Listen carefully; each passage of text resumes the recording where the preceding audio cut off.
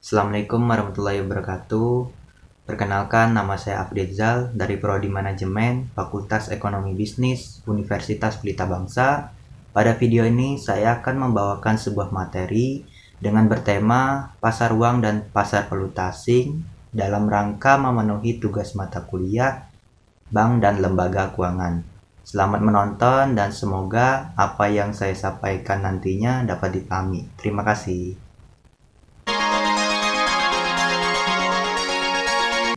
Pasar uang dan pasar valuta asing. Pasar uang ialah sebagai sarana lembaga keuangan, perusahaan non-keuangan dan peserta lainnya baik dalam memenuhi kebutuhan dana jangka pendek dan juga dalam rangka melakukan penempatan dana atas dasar kelebihannya likuiditas. Jadi likuiditas ini yang dimaksud ialah disebabkan oleh kelebihannya uang kas terhadap perusahaan. Sedangkan pasar valuta asing ialah sebuah pasar yang dimana memperdagangkan valuta asing dan juga uang asing. Dan sebagai sarana pasar yang dimana orang-orang tersebut dapat memperoleh fasilitas untuk melakukan pembayaran dan juga untuk menerima pembayaran oleh penduduk negara lain. Selain terdapat adanya pengertian pasar uang dan pasar valuta asing, ada juga perbedaan pasar uang dengan pasar modal. Yang pertama, instrumen yang diperjualbelikannya. Kalau pasar modal ini yang diperjualbelikannya tersebut adalah surat-surat berharga yang sifatnya berjangka panjang, seperti saham ataupun obligasi. Sedangkan pasar uang ialah yang diperjualbelikannya tersebut surat-surat berharga yang sifatnya berjangka pendek, yang artinya tidak sampai 1 tahun dalam jangka waktunya, seperti commercial paper, sertifikat Bank Indonesia, dan surat berharga pasar uang lainnya. Lalu kedua, tempat diperjualbelikannya surat-surat berharga tersebut. Jadi kalau pasar modal ini ialah hubungan antara penjual dengan pembelinya tersebut dapat bertemu langsung di suatu tempat tertentu, seperti bursa efek. Sedangkan pasar uang ialah yang sifatnya abstrak, artinya hubungan antara penjual dengan pembeli tersebut tidak dapat bertemu langsung, melainkan melalui elektronik seperti telepon, fax email, ataupun telex. Lalu ketiga, tujuan para pihak yang mengeluarkan surat-surat berharga. Jadi kalau pasar modal ini tujuannya untuk investasi ataupun lebih ditekankan untuk ekspansi perusahaan.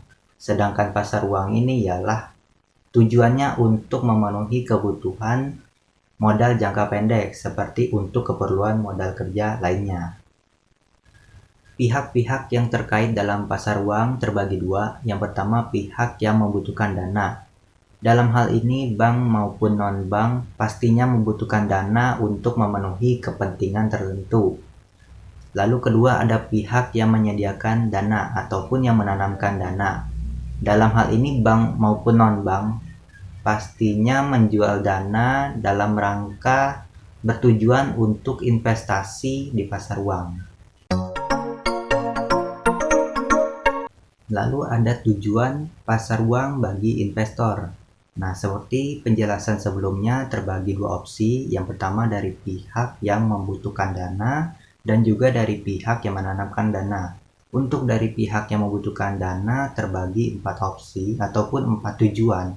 Yang pertama untuk memenuhi kebutuhan dana jangka pendek, seperti membayar utang yang harus segera dibayar dalam jatuh tempo yang sudah dekat. Lalu kedua untuk memenuhi kebutuhan likuiditas. Jadi hal ini disebabkan oleh kekurangannya uang kas terhadap perusahaan. Lalu ketiga, untuk memenuhi keperluan modal kerja ataupun kebutuhan modal kerja seperti membayar upah karyawan, pembelian bahan, dan juga keperluan modal kerja lainnya. Lalu keempat, ada sedang mengalami kalah clearing. Jadi hal ini terjadi di lembaga clearing dan harus segera dibayar. Selain dari pihak yang membutuhkan dana, ada pun juga dari pihak yang menanamkan dana, terbagi dengan 3 tujuan. Yang pertama untuk memperoleh penghasilan dengan tingkat suku bunga tertentu.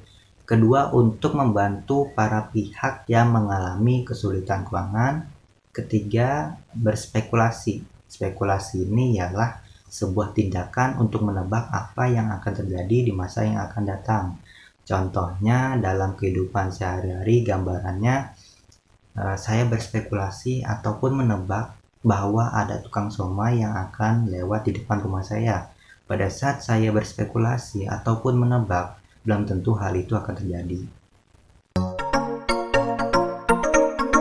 Berikut 5 tujuan pasar valuasi. Yang pertama, untuk transaksi pembayaran. Kedua, mempertahankan daya beli. Ketiga, sebagai pengiriman ke luar negeri. Keempat, mencari keuntungan. Dan kelima, pemagaran risiko. Instrumen pasar uang. Yang pertama, interbank call money.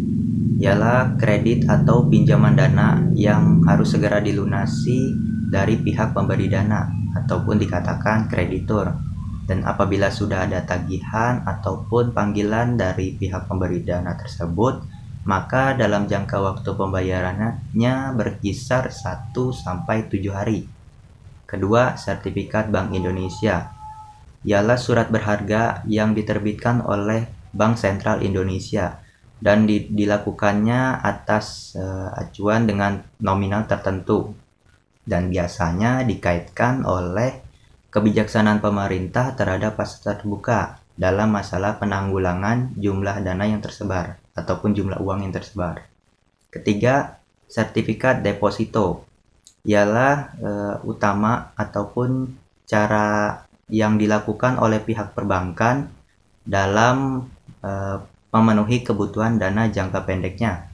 Lalu yang keempat, surat berharga pasar uang, yang dimana penerbitan warkat-warkat yang berupa wesel ataupun promes ini dalam jangka waktunya tersebut 30-180 hari.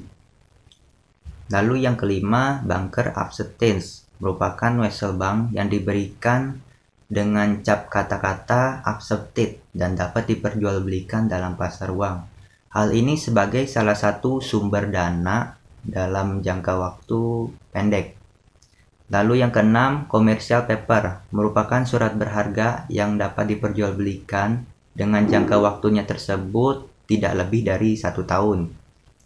Lalu selanjutnya ada ketujuh, treasury bills, merupakan surat berharga ataupun instrumen pasar modal yang diterbitkan oleh bank sentral dengan jangka waktunya tersebut paling lama 1 tahun. Kedelapan, repurchase agreement, merupakan surat berharga yang dapat diperjualbelikan namun dengan atas perjanjian tertulis bahwa si penjual tersebut akan dapat membeli ulang kembali surat-surat berharganya. Lalu yang kesembilan, promissory note, merupakan surat pernyataan atas kesanggupannya dalam membayar hutang jangka pendek, baik dalam debitur maupun kreditur di antara kedua pihak tersebut. Selanjutnya ada jenis-jenis transaksi valuta asing. Yang pertama, transaksi spot atau dikatakan transaksi tunai. Dalam transaksi tunai ini juga terbagi ada 3 value. Yang pertama, value today, value tomorrow, dan juga value spot. Value today ialah di mana penyerahan maupun transaksi tersebut dilakukan di hari ataupun di tanggal yang sama. Contohnya, saya melakukan transaksi pembayaran terhadap barang pada hari Selasa, maka penerimaan barang tersebut di hari itu juga. Lalu ada value tomorrow, ialah di mana penyerahannya tersebut dilakukan setelah hari kerja berikutnya. Contoh, saya melakukan transaksi pembayaran terhadap barang tersebut di tanggal 3 April, maka saya menerima barangnya tersebut di tanggal 4 April, maka ini penerimaan barangnya itu di hari besoknya. Lalu ada value spot, di mana penyerahannya tersebut dilakukan setelah 2 hari setelah transaksi pembayaran. Misalkan saya melakukan transaksi pembayaran pada tanggal 20 April, maka saya juga akan menerima penyerahan barangnya ataupun menerima barangnya tersebut di 2 hari setelah transaksi pembayaran atau lusa. Kedua, transaksi forward atau dikatakan transaksi tunggak. Transaksi forward ini dilakukan penyerahannya tersebut dalam beberapa hari mendatang, bisa seperti mingguan ataupun bulanan dalam penyerahan barangnya tersebut. Lalu ketiga, transaksi swap ataupun transaksi barter.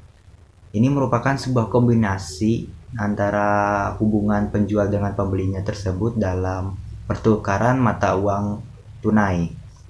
Dalam pertukaran ini juga dapat menjual ataupun membeli uang tunai yang sama ataupun mata uang yang sama secara tunai.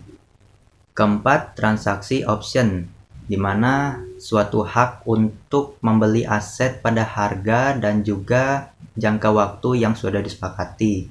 Dalam transaksi option ini terbagi ada 2 opsi, ada opsi jual dan juga opsi beli. Hubungan interaksi pasar uang dengan pasar valuta asing.